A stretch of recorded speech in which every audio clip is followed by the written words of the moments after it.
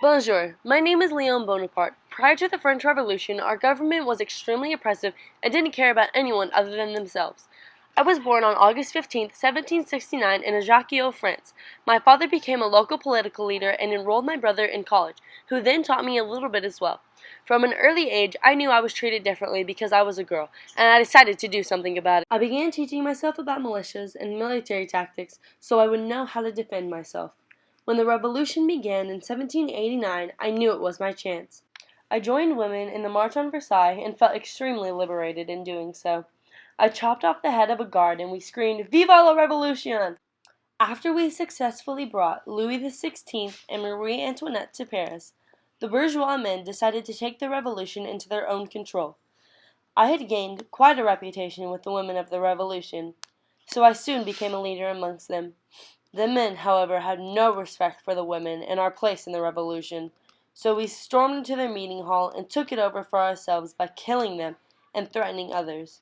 This showed other women how strong we were, so they joined our cause. I was soon backed by thousands of women as we fought for not only political power, but for wages and equal rights as well. I was backed by many activists, including Claire Lancôme and Pauline Léon.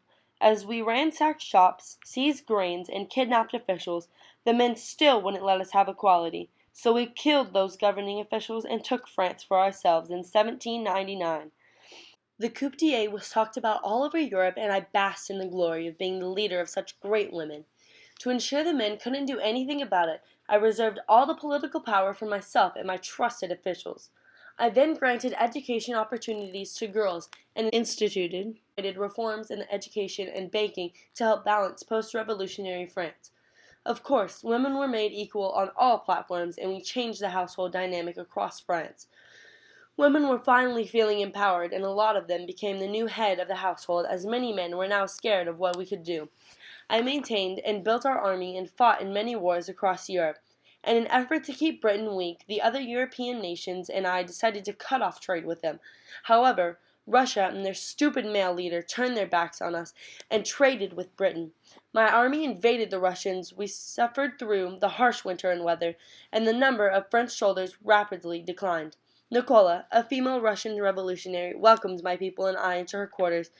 Given our position, I had to accept the offer. I easily trusted Nicola because, like me, she was a female political leader.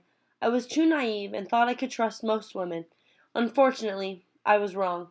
She betrayed me and poisoned my wine with lye to take all my power for herself. I, however, was avenged by my soldiers after they took her life and retreated back to France. Although I was defeated by Nicola, my legacy was forever remembered as the start of the empowerment of women throughout the world and eventual female domination of the entire planet.